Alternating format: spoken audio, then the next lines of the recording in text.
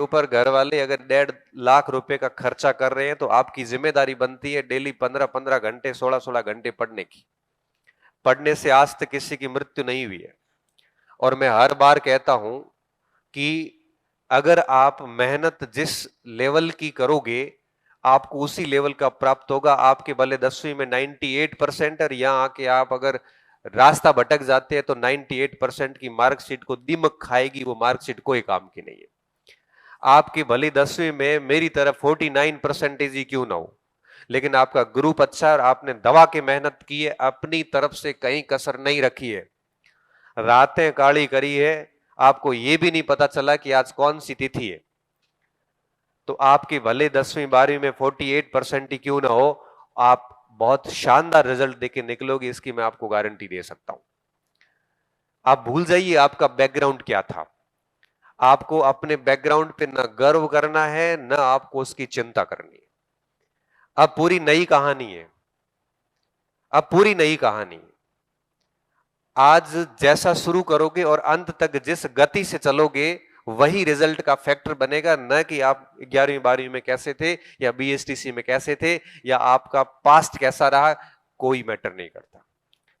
आज के बाद आप क्या करते हो परीक्षा तक, ये सिलेक्शन में सबसे ज्यादा महत्वपूर्ण है। इसलिए मैं कहता हूं कि अगर आप फीस भरते हो तो इस प्रण के साथ भरना, क्योंकि आज हम आपको 8:30 बजे फ्री कर देंगे और घर जाने के बाद आपके पास में पूरे 24 घंटे है सोचने के लिए। वापस कल क्लास होगी इसी समय, क्लास का टाइमिंग आपको बता देंगे। इस दरमियान आपके पास में तकरीबन तकरीबन 20 घंटे हैं। आप करियर का एक अच्छा डिसीजन लेने जा रहे हैं तो इस 20 घंटे अच्छे से सोच लेना कि आप साल 1.5 साल तक जी तोड़, कह सकता हूं हार्ड तोड़ मेहनत कर पाते हैं कि नहीं कर पाते हैं। अगर नहीं कर पाते हैं तो आप कल ही वापस चले जाना, मैं युवराज जी को कह दूंगा, वो आपको रजिस्ट्रेशन शुल्क दे देंगे, जो भी इनकी व्यवस्था है। और अगर आपको लगता है अंदर से कि मैं मेरे जीवन का अंतिम प्रयास कर लूंगा, फर्स्ट एंड लास्ट, और प्रयास ऐसा होगा कि वापस इस भर्ती का प्रयास नहीं करना पड़े, अगर मस्तिष्क में यह बात चल रही हो दिलो दिमाग में, तो मैं बहुत क्लियर बोल रहा हूं आपको और बहुत कड़वे शब्दों में बोल रहा हूं। अगर आपके मस्तिष्क में यह बात है कि मैं साल 1.5 साल गायब होके और भरपूर मेहनत कर सकता हूं, ऐसा जिंदगी में कभी मेहनत नहीं करी है, तो मैं आपको विश्वास के साथ कह सकता हूं ये संस्थान आपकी सफलता में बहुत योगदान देने वाली है। कि जीवन आपको अवसर बहुत कम देता है। आज आपको यहां पे पढ़ने के लिए भेजा है, अगर मान लीजिए कि आप अपनी गलतियों से असफल होते हैं तो मान के चलिए कि अब आगे भर्ती आएगी, बड़ी भर्ती और अच्छी भर्ती आने वाली है। ये वैकेंसी 27 के अंदर लास्ट में या 28 के स्टार्टिंग में परीक्षाएं करवाएगी, क्योंकि गवर्नमेंट को चुनाव है तो 28 में नियुक्तियां वगैरह देनी है। 28 गया, फिर 29 नई सरकार आएगी, वापस 30-31 में भर्तियां देखने को मिलेगी। 26 की गलती अगर कर ली तो 31 में वापस आपको मौका, 30-31 में मौका मिलेगा, सीधे 4 साल जाएंगे आपके। और आज आपकी जो स्थिति है आर्थिक सामाजिक हर प्रकार की, वो स्थिति 4 साल बाद नहीं होगी। आज जो आपको घर पे पैसे भेज रहा है वो 4 साल बाद नहीं भेजेगा, मैं आपको आज ही कह रहा हूं। आज अगर आप सिंगल हो और घर पे पढ़ने के लिए आपको अटेम्प्ट दिया है तो 4 साल बाद आप डबल हो जाओगे, वैवाहिक जीवन में प्रवेश करना पड़ेगा। अगर वैवाहिक में है तो आपकी चीजें और आगे बढ़ेगी, और आज वाली स्थिति 4 साल बाद नहीं रहती।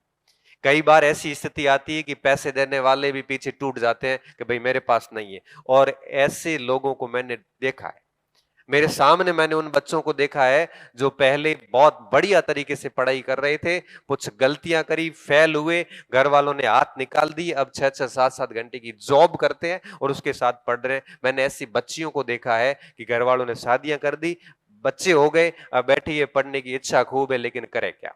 जिंदगी अवसर बहुत कम देती है, और अगर आप उस अवसर को ठीक तरीके से नहीं बुनाते हैं तो आप इस फील्ड से आउट हो जाओगे और आपको पता ही नहीं चलेगा आप कब आउट हो गए हो। इसलिए जो मौका मिला है ना, इस मौके को इतना शिद्दत से बुनाना कि ये लास्ट अवसर हो अध्यापक भर्ती का, ताकि इसमें लग गए तो जीवन इतना आगे बढ़िया पड़ा है कि आप आगे आरएएस की तैयारी करो, प्रोफेसर की करो, सब इंस्पेक्टर की करो, लेक्चरर की करो, इतना आगे बड़ा प्लेटफॉर्म पड़ा है। एंट्री गेट पे गलतियां कर दी तो ये एंट्री गेट नहीं खुला तो पीछे वाले मंच आपके कोई काम के नहीं है। समझ में आ रही बात? तो इसलिए मैं आपको बहुत गंभीर बात क्यों कह रहा हूं आज, क्योंकि आप संख्या में अधिक हैं और आप किसी गलत फहमी में न रहो, तो मेरा कर्तव्य है कि मैं आपको आईना दिखाऊं। इसलिए चयन उन बच्चों के होंगे जो पढ़ने की आदत डालेंगे, चयन उन विद्यार्थियों के होंगे जो बहुत सिंसियरली मेहनत करेंगे, जिनके मोबाइल के अंदर, मैंने हंसराज ने एक किसी इंटरव्यू में बोला कि मेरे पास कीपैड का फोन था, और ये बात बिल्कुल सही बोली थी। मैंने उसके नीचे कमेंट्स पढ़े थे तो लोगों ने ये लिखा था कि ये झूठ बोल रहा है, ऐसा नहीं होगा, और मैं ये बात कह रहा हूं कि मुझे पता है कि इसके पास सच में कीपैड था।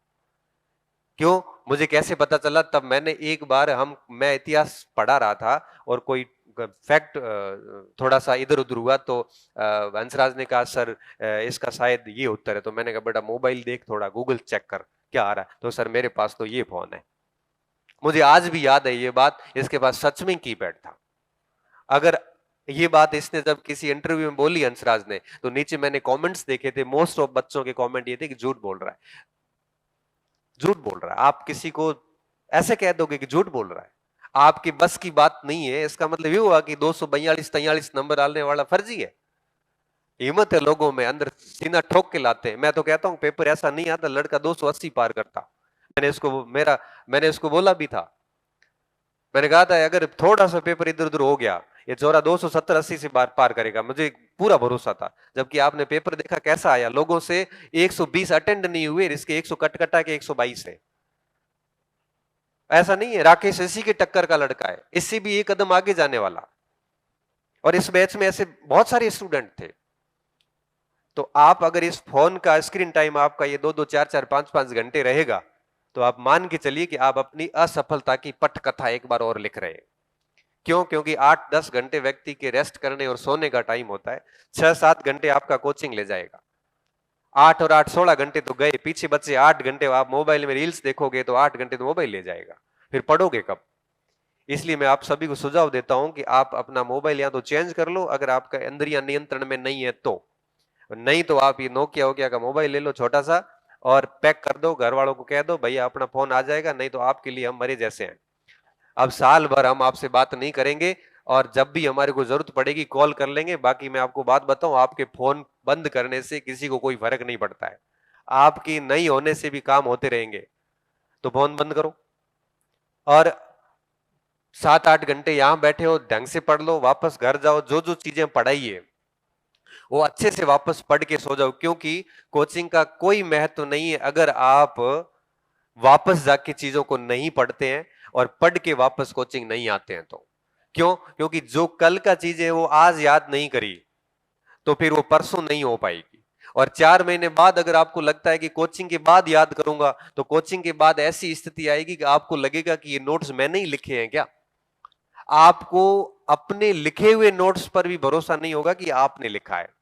इसलिए ये सतत रूप से साथ में चलना बहुत जरूरी है। इसलिए सुबह से शाम तक आपका ध्येय सिर्फ पढ़ाई होना चाहिए।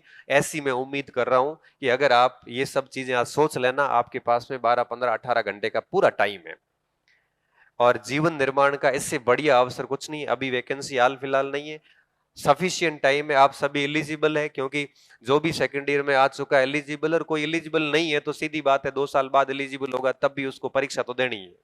भाई बीएसटीसी किस लिए कर रहे हो? बीएसटीसी इसीलिए कर रहे हैं कि L1 का एग्जाम देना और नौकरी लेनी। अब आपको L1 का एग्जाम भले 2027 में दो या चाहे 2020-30 में दो, जब भी आप एलिजिबल होंगे ऐसे होने चाहिए कि पहला अटेम्प्ट लास्ट अटेम्प्ट हो। भाई ग्रेड 3 पे अगर आपने जीवन के 6-6 साल लगा लिए तो आगे हो गई जीवन की प्रोग्रेस। इसलिए इस कहानी को पहले अटेम्प्ट में खत्म करो। इसके लिए आपको सेकंड अटेम्प्ट लेने की मुझे लगता जरूरत नहीं है, और 2-2, 3-3 साल बिगाड़ने की जरूरत नहीं है। तो 1-1.5 साल की कहानी है और इस कहानी के किरदार आप खुद हैं। अब आप इस कहानी को कैसा लिखते हैं ये आगे के 1-1.5 साल के ऊपर निर्भर करेगा। हम उस कहानी को लिखवाने में आपकी केवल मदद कर सकते हैं, आपको बता सकते हैं, इस 4 दीवारी के भीतर कह सकते हैं। बाहर निकलने के बाद जिम्मेदारी आपकी खुद की बनेगी। ना माँ बाप आपको देख पा रहे हैं, ना हम देख पा रहे हैं। और यहां आके मजे करोगे तो उस पसीने की जो कमाई आती है ना, बेचारे फटे हुए कपड़े पहन के भी आपको पैसे भेजते हैं, अपने घर का घी बेच के भी आपको पैसे भेजते हैं, अपने घर के जो भी अनाज है वो बेच के भी आपको पैसे भेजेंगे। नहीं मिला तो अपने घर का कोई जानवर बेच के, बकरी बेच के आपको पैसे भेजेंगे। वो भी नहीं मिला तो कहीं से उधार लेके भी आपको पैसे भेजेंगे ताकि मेरे बच्चे को मुंह उतारना नहीं पड़े। और आप अगर यहां आके उस पैसे को बर्बाद करते हो तो इससे बड़ा पाप मुझे लगता है इस सृष्टि में कुछ नहीं है। तो एटलीस्ट यहां आते हो तो अपने माँ बाप के पैसे को और उम्मीदों को बर्बाद मत करना। ये बहुत बड़ा पाप है। अगर आप उनकी उम्मीदों के अनुसार काम नहीं कर पा रहे हो तो अभी वापस चले जाना, कह देना कि देखो मेरे बस की बात नहीं और मैं आपके पैसे और उम्मीदें बर्बाद नहीं करना चाहता। और आपको लगता है कि उनकी उम्मीद और पैसे को आप बहुत अच्छे से यूटिलाइज कर सकते हो तब आप यहां रुक जाना। मेरा बहुत क्लियर है। देखो मुझे बैच से बहुत अधिक मतलब नहीं रहता, क्योंकि देखो मुझे पढ़ाने के लिए बहुत सारे और भी मेरे बैच बैठे हैं, फर्स्ट ग्रेड का बैच है, खूब है, लेकिन मुझे बच्चे ऐसे चाहिए जो बहुत डेडिकेटेड हो, जो मुझे लगे कि वाकई में क्या बैच आया है, जिसमें एक एक बच्चा ऐसा होना चाहिए जहां शिक्षक को पढ़ाते हुए सोचने पर मजबूर होना पड़े कि यार बिना पढ़े अगर क्लास में चले गए तो बच्चे खड़ा ही नहीं रहने देंगे। मुझे ऐसे बच्चे चाहिए जो घर पे पढ़ के आए, ऐसे बच्चे चाहिए जो वापस जाके प्रैक्टिस करके कहें कि सर आपने पढ़ाया तो उसमें ये सवाल मिला नहीं मुझे। घर जाके प्रैक्टिस करके 50 सवाल निकालोगे तो पता चलेगा कि मुझे 3 सवाल सर आपके टॉपिक से मिले नहीं। मुझे ऐसे बच्चे चाहिए, ऐसे नहीं चाहिए जो पढ़ाया वो आपके लिए आत्म वो हो गया। जापान के अंदर एक व्यवस्था है, स्कूली शिक्षा से लेके विद्यालय से कॉलेज शिक्षा से लेके सब जगह पे उसके अंदर क्या करते हैं, हर बात के पीछे 5 टाइप के क्यों लगाते हैं। 5 टाइप की जब क्यों लगाते हैं तो सारी चीजें समझ में आ जाती है। जैसे आपसे पूछे कि यहां क्यों आए हो, तो पहला क्यों, अब आप कहोगे कि मैं यहां पे पढ़ने के लिए आया हूं। फिर सब दूसरा आएगा क्यों, तब आप कहोगे कि मुझे सरकारी सेवा में प्रवेश करना है। फिर तीसरा शब्द आएगा क्यों, तब आप कहोगे कि मुझे मेरा भविष्य सुरक्षित करना है और सामाजिक प्रतिष्ठा स्थापित करनी है और मां बाप की उम्मीदों पे खरा उतरना है। फिर वापस आएगा क्यों, तब आप कहोगे क्यों, तो क्यों का जवाब क्या है, तब जवाब ये है कि हम मैं उस परिवार की एकमात्र उम्मीद हूं, या मैं अगर ये करूंगा तो मेरे पीछे वाले बच्चे और आसपास के लोगों को भी मोटिवेशन मिलेगा। क्यों, ऐसे क्यों लगाओगे तो आपको समझ में आएगा कि आप यहां पे क्यों आए हैं। और अगर आप कुछ गलत करते हो तो भी एटलीस्ट एक बार क्यों लगाना कि मैं ये क्यों कर रहा हूं। अगर आपको लग रहा है कि आप सही कर रहे हैं तो फिर ठीक है।